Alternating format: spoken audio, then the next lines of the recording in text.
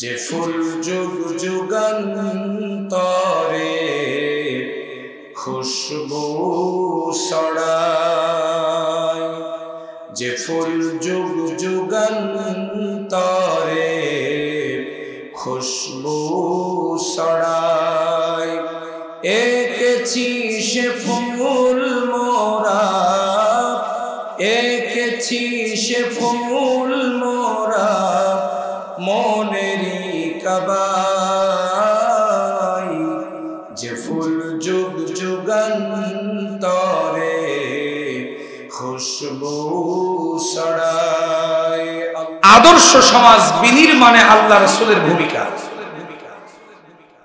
প্রথমে আপনাকে আমাকে জানতে হবে যে আদর্শ সমাজটা কি জিনিস, আদর্শ সমাজ কাকে বলে, আদর্শ সমাজের সংজ্ঞা কি। এখানে অনেক শিক্ষিত ব্যক্তিবর্গ আছেন, সবার উদ্দেশ্যে মনোযোগ সহকারে আলোচনাটা শোনার জন্য অনুরোধ করছি। আদর্শ সমাজ হলো এমন একটি সমাজ যেই সমাজে চুরি থাকবে না। সুবহানাল্লাহ বলবেন।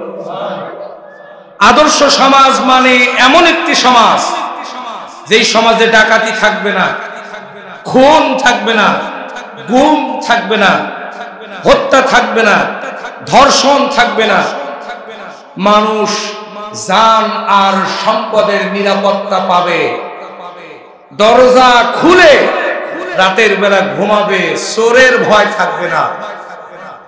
একজন নারী তার সৌন্দর্যের পরশরা নিয়া, তার ইজ্জত আর সম্ভ্রম নিয়া রাতের গভীর আঁধারে দেশের এক প্রান্ত থেকে আর এক প্রান্ত পর্যন্ত একা চলাচল করবে, তার ইজ্জত লুণ্ঠন হওয়ার কোনো ভয় থাকবে না। এটাকেই বলে আদর্শ সমাজ। সমাজে কোনো দুর্নীতি থাকবে না। এক একজন এমপি মন্ত্রী কোটি কোটি টাকার, হাজার কোটি টাকার মালিক হবে না।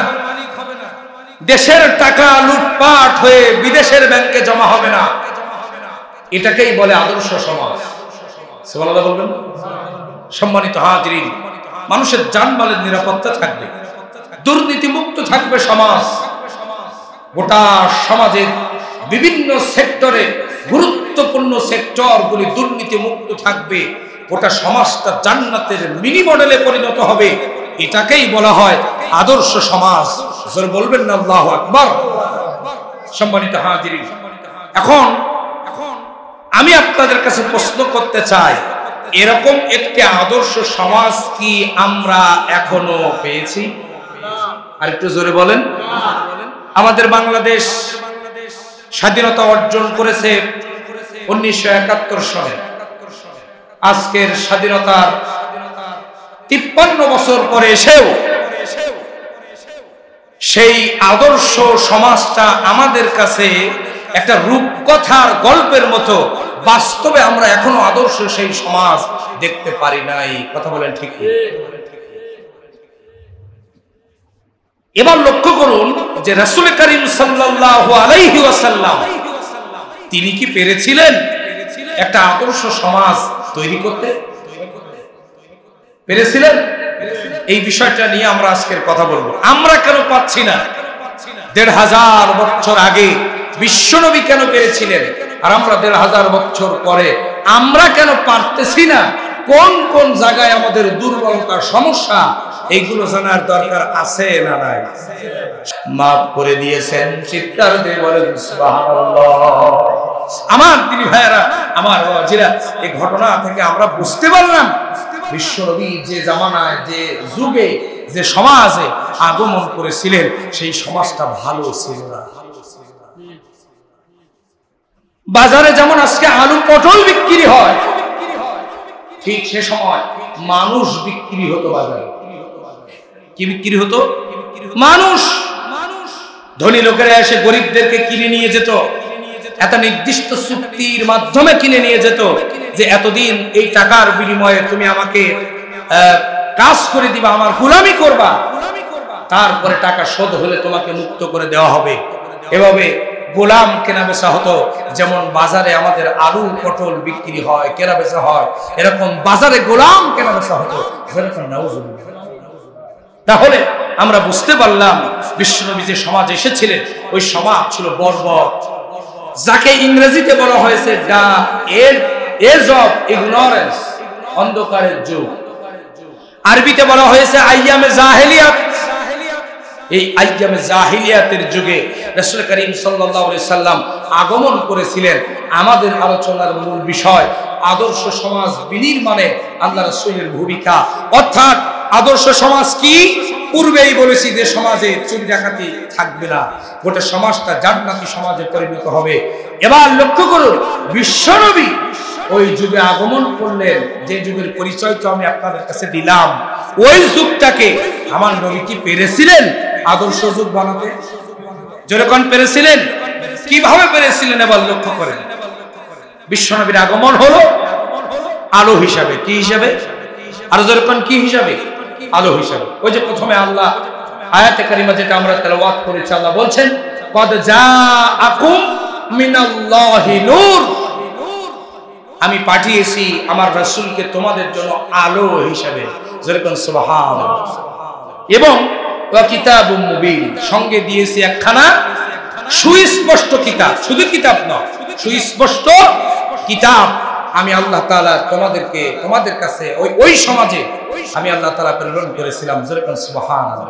এবার আসেন বিশ্বনবী জনাবে মুহাম্মদ রাসূলুল্লাহ সাল্লাল্লাহু আলাইহি ওয়াসাল্লাম পেরেছিলেন কি সেই সমাজ গঠন করতে? আমরা একটু ইতিহাস গবেষণা করে দেখে নেই। আল্লাহ রাসূল সাল্লাল্লাহু আলাইহি ওয়াসাল্লামের আগমন হলো, গোটা সমাজ ব্যবস্থাটা বিশ্বনবী আমার কোরআনের আদলে নিয়ে এসে এবং তার আদর্শেও গোটা সমাজে প্রতিষ্ঠিত করে গোটা সমাজটাকে এমন একটা সমাজ তিনি গোটা বিশ্বের কাছে উপহার দিলেন, যেটা কিয়ামত পর্যন্ত আদর্শ সমাজ হিসাবে পরিগণিত থাকবে, সাব্যস্ত থাকবে। যেরকম সুবহানাল্লাহ। গভীর মনোযোগ দিবেন। আল্লাহ রাসূল জনাব মুহাম্মদ রাসূলুল্লাহ সাল্লাল্লাহু আলাইহি ওয়াসাল্লাম এক নম্বরে যে কাজটা করলেন সে কাজটা হলো তাওহীদের আলোকে সমাজে দাওয়াতি কাজ করলেন। গোটা সমাজটা যখন তাওহীদের আলোকে গঠন হয়ে গেল, গোটা সমাজের মানুষগুলো অন্যায় ছেড়ে দিল। যেরকম সুবহানাল্লাহ। তার মানে ওই জাহেলি যুগের মানুষগুলো মনে করত সকল ক্ষমতার মালিক হলো আমরা। কথা কি বুঝেন না? তারা কি মনে করত? আইয়ামে জাহিলিয়াতের যুগের মানুষগুলো কি মনে করত? সকল ক্ষমতার একচ্ছত্র মালিক হলাম আমরা জনগণ। যেরকম নাউজুবিল্লাহ। বিশ্বনবী বললেন না, সকল ক্ষমতার মালিক জনগণ নন। তিনি এসেই সর্বপ্রথম শিরকের দুর্গে আঘাত করলেন, কুঠারাঘাত করলেন। আল্লাহ রাসূল বললেন, শোনো, আন্নাল কুওয়াতা লিল্লাহি জামিয়া, সকল ক্ষমতার উৎস জনগণ নয়, সকল ক্ষমতার উৎস হলেন আল্লাহ। সুবহানাল্লাহ বলবেন না? মানুষের বিবেকে আঘাত হলো, মানুষের মাইন্ড চেঞ্জ হয়ে গেল যে মুহাম্মদ বলে কি? আমরা তো জানতাম আমরা যা করব তাই, আমরা যা করব তাই, কিন্তু মুহাম্মদ বলছে না, তোমরা সকল ক্ষমতার মালিক নও।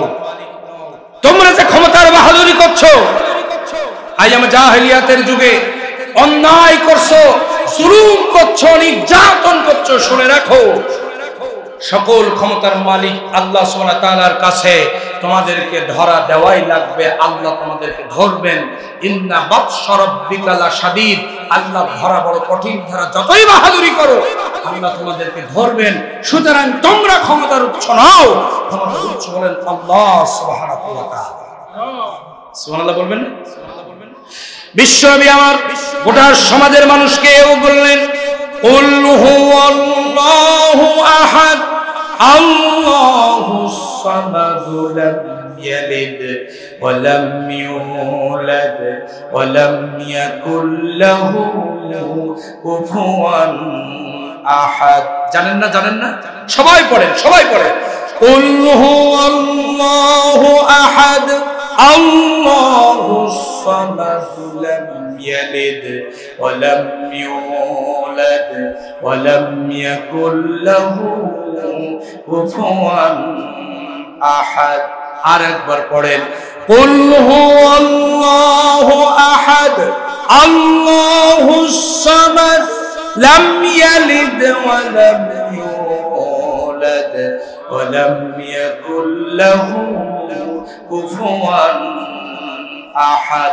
ও কামালনগর দক্ষিণ পাড়া এলাকার মানুষ এবার শুনে নেন, আল্লাহ রাসূল বলেছেন তিনবার যারা সূরা ইখলাস তেলাওয়াত করবে তাদের আমলনামায় এক খতম কোরআন তেলাওয়াতের সওয়াব আল্লাহ রাব্বুল আলামিন দান করে দেন। সুবহানাল্লাহ। বিশ্বনবী এই তাওহীদের তরবারি দিয়ে আঘাত করলেন, আঘাত করে আমার নবীজি বললেন, ও জাহেলি যুগের নেতারা, কোন বাহাদুরি চলবে না, কোন ক্ষমতার অহংকার চলবে না, তোমরা অপরাধ ছেড়ে দাও, কারণ এই অপরাধের জন্য তোমাদের আল্লাহর কাছে জবাবদিহি করা লাগবে। তাওহীদের আলোকে সমাজ গঠন করো, তোমরাই ক্ষমতার উৎস নাও। ক্ষমতার মূল উৎস হলেন আল্লাহ। ওই সমাজের মানুষগুলো বুঝেছিল না না, আমরা তো আসলে ক্ষমতার মালিক না, ক্ষমতার মালিক তো একজন আছে যিনি আমাদেরকে বাঁচান, যিনি আমাদেরকে মারেন, যিনি আমাদেরকে খাবার দেন, যিনি আমাদেরকে সন্তান দেন, যিনি আমাদেরকে নিঃশ্বাস দেন, যিনি আমাদেরকে প্রশ্বাস দেন, সব কিছুর মালিক যেহেতু তিনি, আমরা আর অহংকার করব না, আমরা আর ক্ষমতার বাহাদুরি দেখাবো না। বলবো মুহাম্মদ আপনি আদর্শ সমাজ গঠন করেন, আমরা আপনার সাথে আছি। গোটা সমাজ যখন তাওহীদের আলোকে আসলো, সমাজটা আদর্শ সমাজ হয়ে গেল। সুবহানাল্লাহ বলেন। যারাই ছিল চোর তারাই হয়ে গেল সম্পদের পাহারাদার। আল্লাহু আকবার বলেন। যারাই ছিল ডাকাত তারাই হয়ে গেল মানুষের হেফাজতকারী। যারাই ছিল রাষ্ট্রীয় সম্পদের আত্মসাৎকারী তারাই হয়ে গেল মানুষের সম্পদের পাহারাদার। আমার তিনি ভাইয়েরা, লোক তৈরি হয়ে গেল হযরতে খালিদ, লোক তৈরি হয়ে গেল হযরতে ওমর, হযরত আবু বকর, হযরত ওসমান, হযরত আলী রাদিয়াল্লাহু তাআলা আলাইহিম আজমাইন। আল্লাহর নবী বললেন, খায়রুল কুরুনি করনি, সর্বশ্রেষ্ঠ যুগ আমি মুহাম্মদ, আমার যুগ। জোরে কান সুবহানাল্লাহ, আরো জোরে বলেন সুবহানাল্লাহ। সুতরাং আদর্শ সমাজ বিনির্মাণ করতে হলে এক নাম্বার হলো তাওহীদের আলোকে সমাজ গঠন করা। কথা বলেন ঠিক কিনা? একত্ববাদের আলোকে সমাজ গঠন করা। সমাজের একমাত্র ক্ষমতার অধিপতি কে হবেন? আর যখন কে হবেন? আল্লাহ সুবহানাহু ওয়া তাআলা। এবার আসেন দুই নাম্বার, আল্লাহর আইন দিয়া গোটা সমাজটাকে শাসন করা। আদর্শ সমাজ বিনির্মাণ করতে হলে আল্লাহর আইনের বিকল্প কোনো রাস্তা খোলা নাই। কথা বলেন, কথা বলেন। আমার দিনী ভাইরা, আমার বাজরা খুব মনোযোগ দিবেন। বিশ্বনবীকে আল্লাহ বলছেন, কদ জাআকুম মিনাল্লাহি নূরুন ওয়া কিতাবুম মুবিন। আমি আপনাকে আলো হিসেবে পাঠিয়েছি, সাথে দিয়েছি একখানা কিতাব। কিতাব কিতাব এই কিতাব দিয়ে আপনি মানুষের মাঝে বিচার ফায়সালা করেন। সূরা নিসা 105 নম্বর আয়াত দেখেন, ইন্না আনজালনা ইলাইকাল কিতাবা বিল হক লিতাহকুমা বাইনান নাস। হুজুর, আমি আপনার প্রতি কিতাব দিয়েছি সত্য সহকারে, যাতে করে এই কিতাব দিয়ে আপনি মানুষের মাঝে বিচার ফায়সালা করতে পারেন। সুবহানাল্লাহ। বিশ্বনবী মদিনায় যাওয়ার পর, বিশ্বনবী মদিনার ছোট্ট রাষ্ট্রের যখন প্রেসিডেন্ট হয়ে গেলেন, আল্লাহর নবী বিশ্বনবী কোরআনটা বানায় দিলেন সংবিধান। আল্লাহু আকবার বলেন। গোটা সমাজটাকে কোরআনের আদলে নিয়ে আসলেন। অপরাধ যদি হয় কোরআন অনুযায়ী বিচার হচ্ছে। গোটা সমাজ থেকে আস্তে আস্তে অপরাধ দূর হয়ে গেল। আবার বিশ্বনবী যখন মক্কা বিজয় করলেন, মক্কা বিজয়ের পরেও মক্কার সংবিধান হয়ে গেল কোরআন। গোটা আরব জাহানের সংবিধান হয়ে গেল কোরআন। কোরআন বলছে, চোর যদি চুরি করে তাকে ধরো, হাত কেটে দাও। আল্লাহ রাসূল চোর ধরে জনসম্মুখে হাত কাটতে লাগলেন। যারা এই দৃশ্য দেখলো ওরা তওবা করে ভালো হয়ে গেল, জীবনে আর কোনোদিন চুরি করব না। ধর্ষণের শাস্তি কি? যদি কোনো ব্যক্তি ধর্ষণ করে তাহলে বিয়ের পরে যদি জেনা করে তাকে মুখ পর্যন্ত মাটিতে পুঁতো পাথর মেরে হত্যা করো, আর যদি বিয়ের আগে জেনা করে 100 বেতের আঘাত করো। আল্লাহ নবী যখন আইনগুলো বাস্তবায়ন করতে লাগলেন, যারা এই দৃশ্য দেখলো ধর্ষণ তো দূরে থাক, আমার তিনি ভাইয়েরা একজন মহিলার দিকে চোখ উঁচু করে খারাপ নজরে তাকানোর দুঃসাহস তাদের মনের মধ্যে থেকে ডিলিট হয়ে গেল। চিৎকার দিয়ে বলেন সুবহানাল্লাহ। কেউ যদি কারোর বিরুদ্ধে মিথ্যা সাক্ষী দেয় 80টা বেতের আঘাত, আল্লাহু আকবার বলেন। কেউ যদি কারোর বিরুদ্ধে মিথ্যা অপবাদ দেয় 80টা বেতের আঘাত। শুধু তাই নয়, আল্লাহর নবী বিশ্বনবীর কোরআনের আইন হলো, সংবিধান হলো, যদি কেউ মদ পান করে তাহলে তাকে 80টা বেতের আঘাত করো। এভাবে করে আইনগুলো, আল্লাহর আইনগুলো যখন সমাজে বাস্তবায়ন হয়ে গেল, আমার তিনি ভাইয়েরা মানুষগুলো অন্যায় ছেড়ে দিয়া আল্লাহর ভয়ে আল্লাহর কোরআনের কাছে সারেন্ডার করলো। তখনই তৈরি হলো আদর্শ সমাজ। সুতরাং আজকে যদি চুরি আপনি দূর করতে চান, সাতক্ষীরার সম্মানিত ডিসি সাহেব নতুন যিনি এসেছেন, আলহামদুলিল্লাহ, আমার গত 15 তারিখ আমার প্রোগ্রাম ছিল সাতক্ষীরা দেবাটা আসকারপুর, অর্থাৎ শহীদ আসিফদের বাড়ির মসজিদ। সাতক্ষীরা শহীদ আসিফ, তার বাড়ির মসজিদে আমার প্রোগ্রাম ছিল। আমি এশার নামাজে ওনাদের সঙ্গে জয়েন করেছিলাম। আমি যে শুনি মাগরিবের নামাজের পর ডিসি সাহেব, সাতক্ষীরা নবনিযুক্ত ডিসি সাহেব, তিনি আসিফের কবর জিয়ারতের জন্য গিয়েছিলেন। মাগরিবের নামাজের স্বয়ং ইমামতি করেছেন ডিসি সাহেব। আলহামদুলিল্লাহ বলবেন না? শুধু তাই নয়, আমার তুমি ভাইরা, এই ডিসি সাহেব যিনি মাগরিবের নামাজের ইমামতি করতে পারেন, আমরা ধরে নিচ্ছি অবশ্যই ওনার ভিতরে কোরআন আছে।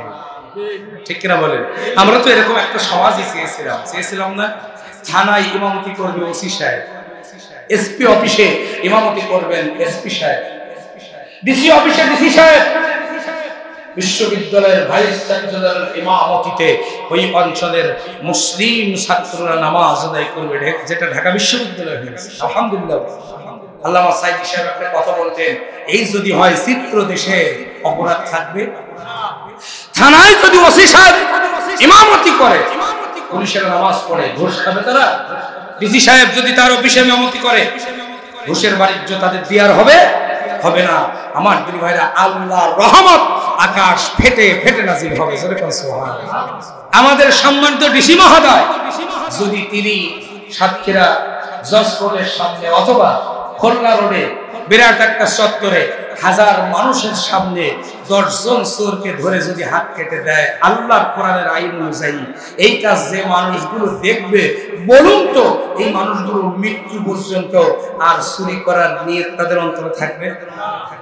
যদি 10 জন জেনাকারকে ধরে বুক পর্যন্ত মাটিতে পুঁতে পাথর মেরে হত্যা করে আল্লাহর কোরআনের আইন অনুযায়ী, শুনে রাখুন, আল্লাহর কোরআনের আইন পরিবর্তন করতে পারে কিয়ামত পর্যন্ত কারো অধিকার নাই, কারো অধিকার নাই। এমনকি বিশ্বনবীরও অধিকার ছিল না। আল্লাহর কোরআন যেটাতে বিশ্বনবীরও বাণী নাই, সরাসরি আল্লাহর আইন অমান্য করার ক্ষমতা পৃথিবীর কারণে। কথা বলেন ঠিক কিনা? আমার দিদি ভাইয়ারা, ওই আল্লাহর আইন দিয়া যদি, বলেন তো 1500 বছর আগে আল্লাহর আইন দিয়া সমাজ পরিচালনা যদি হলে আদর্শ সমাজ গঠন হয়, 1500 বছর পরে ওই কোরআন মাজিদ আমাদের মাঝে আছে না নাই? আসতে বললেন যে সবার বাড়িতে কোরআন আছে না নাই? আছে। কিন্তু আমার দিদি ভাইরা, এই কোরআন মসজিদের তাকের উপরে তুলে রেখে 13 বার করে সুমুখে বাড়ির তাকের উপরে তুলে রাখার জন্য আল্লাহ পৃথিবীতে পাঠান নাই। এ কোরআন দিয়া ওয়ার্ড চলবে, ইউনিয়ন পরিষদ চলবে, উপজেলা পরিষদ চলবে, জেলা পরিষদ চলবে। এ কোরআন দিয়া গোটা বাংলাদেশ চলবে, রান্নাঘর থেকে পার্লামেন্ট পর্যন্ত কোরআনের আইন দিয়া চলবে। কারো বাবার আইন দিয়া দেশ চলবে না, কারো স্বামীর আইন দিয়া দেশ চলবে না, কারো মন গড়া মানব রচিত মতবাদ দিয়া দেশ চলবে না। আল্লাহর কোরআন দিয়ে যদি দেশ চালাতে আমরা সক্ষম হই, আদর্শ সমাজ গঠন হবে, তার আগে নয়। কথা কি বুঝতে পেরেছেন? তাহলে 2 নাম্বার, আল্লাহর আইন দিয়ে দেশ চালাতে হবে। সর্বশেষ 3 নাম্বার হলো সৎ লোকের শাসন লাগবে। সুবহানাল্লাহ বলবেন না? সৎ লোকের শাসন লাগবে। সৎ লোকের শাসন ছাড়া দুর্নীতিমুক্ত আদর্শ সমাজ আপনি গঠন করতে পারবেন না। যেরকম সুবহানাল্লাহ। আল্লাহর নবী বিশ্বনবীর যুগে সৎ লোকের শাসন বিশ্বনবী কায়েম করেছিলেন। আল্লাহর নবীর ইন্তেকালের পর খুলাফায়ে রাশেদের যুগ বছরের পর বছর চলেছে, কিন্তু মানুষ অন্যায় ভুলে গিয়েছিল। হযরত আবু বকর সিদ্দিক রাদিয়াল্লাহু তাআলা আনহু তিনি যখন প্রেসিডেন্ট ছিলেন, আমার তিনি ভাইয়েরা, আমার বাজিরা, হযরত ওমর রাদিয়াল্লাহু তাআলা আনহু ছিলেন প্রধান বিচারপতি। আল্লাহু আকবার বলেন। খলিফাকে আবু বকর, খলিফাকে আর প্রধান বিচারপতিকে হযরতে ওমর খাত্তাব রাদিয়াল্লাহু তাআলা আনহু। দীর্ঘ 2 বছর পার হয়ে গেছে প্রধান বিচারপতি দায়িত্ব পালন করার, 2 বছর পার হয়ে গেছে।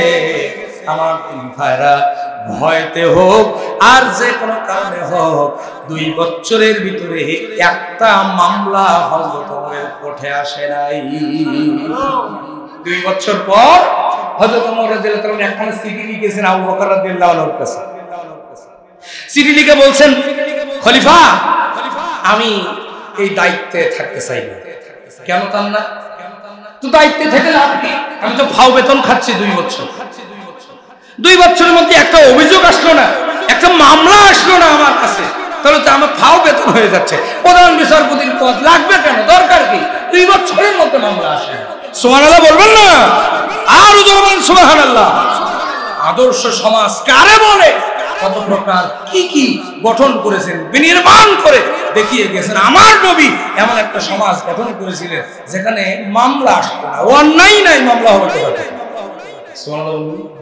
আর আমাদের সাতক্ষীরা সদরে দেখে লক্ষ লক্ষ মামলা, এক একজনের বিরুদ্ধে 15টা 20টা, এরপরে 100-র অধিক মামলার আসামি আছে কেউ। আমার দিন ভাইয়েরা, আমি যে কথা বলছিলাম, অন্যায় যদি না হয় মামলার প্রশ্নই আসে না। সুতরাং আদর্শ সমাজ গঠন করতে গেলে সব লোক লাগবে। কি লোক? প্রত্যেকটা সেক্টরে, ইউনিয়ন পরিষদ থেকে, অর্থাৎ ওয়ার্ডের মেম্বার, কমিশনার থেকে শুরু করে ইউনিয়ন পরিষদের চেয়ারম্যান, পৌরসভা চেয়ারম্যান থেকে শুরু করে উপজেলা চেয়ারম্যান থেকে শুরু করে একেবারে প্রধানমন্ত্রী পর্যন্ত, রাষ্ট্রপতি পর্যন্ত যদি সব লোক হয়, আল্লাহকে ভয় করে যদি দায়িত্ব পালন করে, আমার দিনী ভাইয়েরা, এই দেশ, এই সমাজ আদর্শ সমাজ হবে। জোরে বলেন সুবহানাল্লাহ। হযরত ওসমান রাদিয়াল্লাহু তাআলা, আল্লাহু আকবার বলেন। দুনিয়ায় বেঁচে থাকতে যিনি জান্নাতের সার্টিফিকেট প্রাপ্ত 3 নাম্বার সাহাবী। আপনি আমি কয়খান পাইছি? হ্যাঁ, স্বপ্নেও দেখছি কখনো যে এই ফেরেশতা এসে বলে গেছে যে আমি অমুক, তুমি জান্নাত। বলেছে কেউ? দুনিয়ায় বেঁচে থাকতে 3 নম্বরে জান্নাতের সার্টিফিকেট প্রাপ্ত সাহাবী নাম হলো হযরত ওসমান রাদিয়াল্লাহু তাআলা আনহু। ওনার 3টা মোমবাতি ছিল। আল্লাহু আকবার বলেন। কয়টা মোমবাতি? 3টা মোমবাতি ছিল। একটা মোমবাতি ছিল রাষ্ট্রের কাজ করার জন্য। রাষ্ট্রীয় কাজ যখন করার হয়ে যেত, ওই মোমবাতিটা তিনি কি করতেন? নিভায়ে দিতেন। এরপরে যখন তার ব্যক্তিগত কাজ করার জন্য কোনো কাজ থাকতো, আর একটা মোমবাতি তিনি জ্বালাতেন। ওই ব্যক্তিগত মোমবাতি দিয়া ব্যক্তিগত কাজ হয়ে গেলে সেটা বন্ধ করতেন। 3 নম্বর মোমবাতিটা ওনার ছিল মানুষের সামাজিক কাজ করার জন্য। একটা মোমবাতির আলো আর একটা মোমবাতির আলোকে স্পর্শ করতে পারে নাই। এর নাম হলো সৎ লোকের শাসন। চিৎকার দিয়ে বলেন সুবহানাল্লাহ। আমার দিনী ভাইরা, মুরব্বী যারা আছেন, আপনারা অনেকে হয়তো জানবেন, শুনেছেন, আমাদের সাতক্ষীরা একজন এমপি ছিলেন, বারবার নির্বাচিত, কাজী শামসুর রহমান সাহেব। নাম শুনেছেন আপনারা?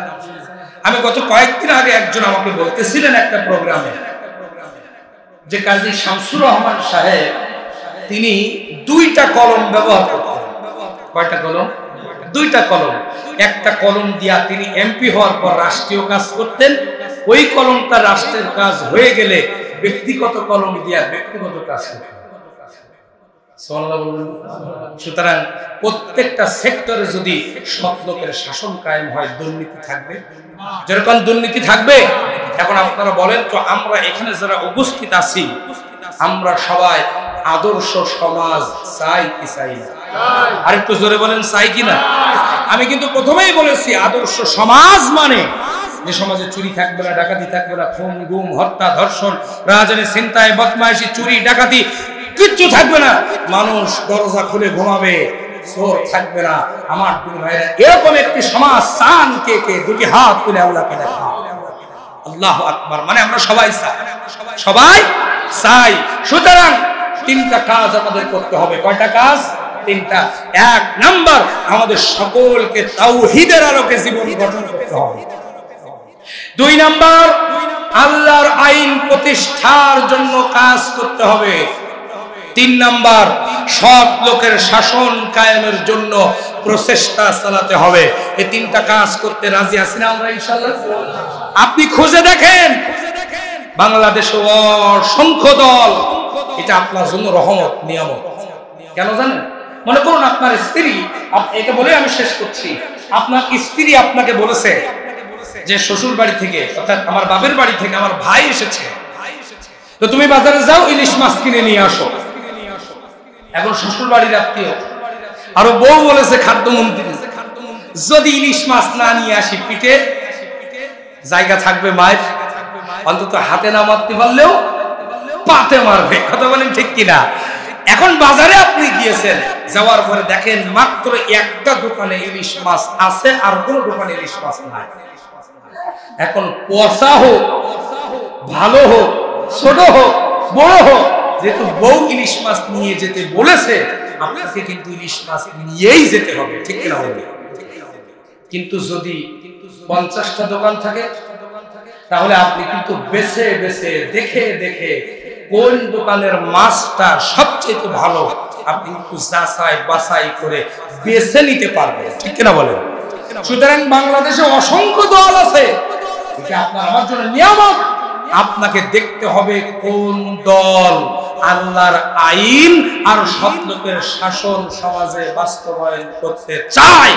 সময় এসেছে সেই দলে সকলকে যোগদান করে ঐক্যবদ্ধভাবে বাংলাদেশটাকে একটা আদর্শ সমাজ বানানোর জন্য কাজ করার। কথা বলেন ঠিক কিনা?